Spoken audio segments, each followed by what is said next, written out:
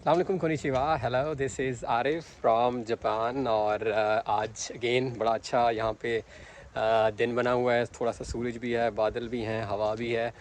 और उम्मीद है आप सब खैर खैरियत से होंगे। सबसे पहले आपसे रिक्वेस्ट करनी थी कि अगर आपने हमारे चैनल को सब्सक्राइब नहीं किया तो उसको सब्सक्राइब करें, ताकि आपके पास इस तरह की मालूमाती वीडियोज़ का सिलसिला हमारा जारी रहे।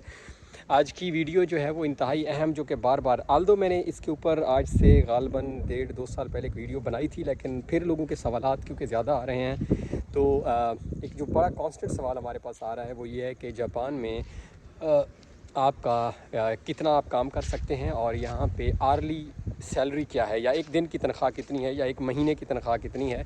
और फिर उसमें हम बात करेंगे कि उसमें कितना आपका ख़र्चा हो जाता है और कितना आप सेविंग्स कर सकते हैं। मैं आज की इस वीडियो में कोई लगी लिपटी बातें आपको बताऊंगा, मैं वैसे भी नहीं करता। मैं कोशिश करता हूं कि आपको वो बताऊं जो सच है, और आज भी मैं आपसे सब वो शेयर करूंगा जो यहाँ एग्जैक्ट है।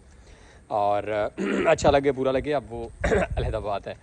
अच्छा, अब पहला सा सवाल है कि जापान में आप काम कितना कर सकते हैं, यानी आपको काम कितना अलाउड है। तो ये डिपेंड करता है कि आप किस वीज़ा पर जापान में आए हुए हैं।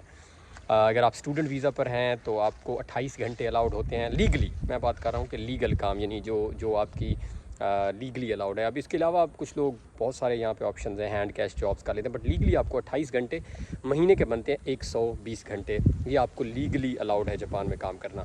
स्टूडेंट वीज़ा पे, डिपेंडेंट वीज़ा पे जो लोग आते हैं, यानी आपकी फैमिली के साथ अगर आप आए हैं तब भी इतना है। हाँ, स्टूडेंट वीज़ा पे दरमियान में 4 महीने ऐसे आते हैं साल में, जिसमें आपको if I am not wrong, अगर इस पर आप रिसर्च करें, जो मैंने सुना है वहाँ पे आपको 40 घंटे तक अलाउड होते हैं हफ्ते में, तो महीने में 160 घंटे या समथिंग बन जाते हैं। तो ये आपने इस पर थोड़ी सी खुद सर्च कीजिएगा। मेरे ख्याल में जो समर ये वेकेशंस दरमियान में आती हैं उसमें आपको ज़्यादा, अदरवाइज़ 28 घंटे अलाउड होता है। तो यानी फ़र्ज़ करें 120 घंटे आपके पास काम है अगर स्टूडेंट वीज़ा पे आप आ रहे हैं। अब अगर तो आप टोक्यो में हैं, या ओसाका में हैं, या फ़र्ज़ करें क्योतो में हैं, या साइतामा, टोक्यो के साथ वाले डिस्ट्रिक्ट्स में हैं जो 3-4 बनते हैं, बड़े बड़े मैं शहरों के जापान की बात कर रहा हूँ। ये ऐसा ही है जैसे पाकिस्तान में लाहौर है, कराची है, फैसलाबाद है, रावलपिंडी है। तो वहाँ पे सैलरी थोड़ी सी ज़्यादा होती है। आर्ली सैलरी मेरे ख़्याल में टोक्यो में इस वक्त अगर आप बात करें तो तकरीबन 1 घंटे की 1200 येन है, जो कि पाकिस्तान में अगर आप इसको मल्टीप्लाई कर लें आज के रेट से, तो ये हालबन 2000, 2100, 2200 PKR बनती है पर आवर। ये है दिन की सैलरी, यानी आप डे टाइम अगर काम कर रहे हैं। रात में ये सैलरी स्लाइटली बढ़ जाती है और ये 1500 प्लस में चली जाती है। इन डिस्ट्रिक्ट्स की मैं बात कर रहा हूँ, क्योंकि रात में यहाँ एक रूल होता है कि आपकी सैलरी 25% बढ़ जाती है जितनी आपकी होती है।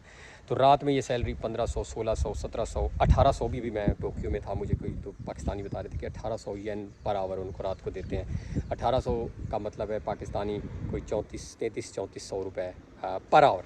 अब आप इसको फ़र्ज़ करें मल्टीप्लाई कर लें, टोक्यो में अगर आप हैं तो 120 घंटे अगर आप सिर्फ काम करते हैं तो तकरीबन यानी 1,70,80 हज़ार बनते हैं। और अगर आप टोक्यो से हटकर किसी डिस्ट्रिक्ट में हैं तो वहाँ पे ये सैलरी तकरीबन दिन में 1000 होगी, 1000 येन पर आवर होगी, और रात में 1200, 1250 हो जाएगी। तो समझ लें आप वहाँ पे 1,30,40 हज़ार कमा लेंगे मैक्सिमम। ये एक कमाई है आपकी विद स्टूडेंट वीज़ा। और अगर आप किसी और वीज़ा पर हैं तो ऑफ कोर्स फिर आप उसके अकॉर्डिंगली आप देख लें। तो ये तो कमाई होगी। अब आ जाते हैं कि ख़र्च कितना है एवरेज। अगर आप टोक्यो में हैं और शेयरिंग बेसिस पे ऑफ कोर्स आप रहते हैं, आप बात ये नहीं हो सकता कि आप अपना कोई अलग घर ले लें। तो यूजुअली यहाँ पे पाकिस्तानी स्टूडेंट्स शेयरिंग बेसिस पे रहते हैं। तो फ़र्ज़ करें आप टोक्यो में हैं और आप शेयरिंग बेसिस पे वहाँ पे रह रहे हैं, तो मैं आपको, यानी अगर आपका खाना पीना रिहाइश और यूटिलिटी सर्विसेज मिला लूँ, तो ये तकरीबन आपका जो है वो ख़र्च हो जाएगा 70 से 80 हज़ार येन कम अज़ कम। टोक्यो में आपका कम अज़ कम ख़र्चा होगा 80 हज़ार, या लाख से कम होगा, लेकिन 70-80 आप थोड़ा सा ऑफ कोर्स स्टूडेंट लाइफ में आप बहुत ज़्यादा कोई शॉपिंग वो नहीं कर रहे होते, तो 80 से 90 हज़ार कर लें।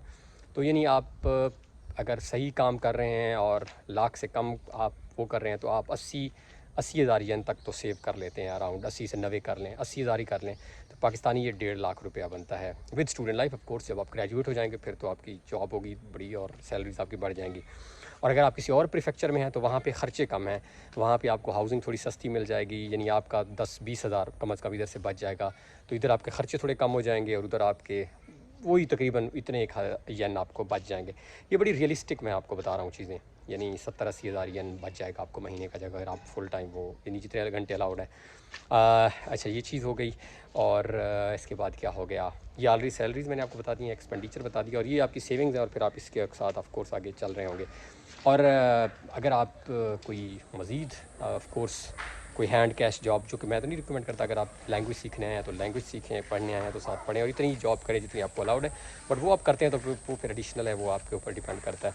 तो ये जापान में एवरेज जो है वो एक्सपेंसेस हैं, ये एवरेज सैलरीज़ हैं, आपको पता होनी चाहिए जब आप मूव कर रहे हो, आप आ रहे हों तो आपको इस चीज़ का नॉलेज है। अगर आपको वहाँ पे कोई ये बताता है कि जी, मैं भी एक वीडियो सुन रहा था कि कोई वहाँ पे कह रहा था कि जी कोई सैलरीज़ जो हैं वो $4000 हैं, $3000 हैं, तो 9 लाख पाकिस्तानी बनती हैं।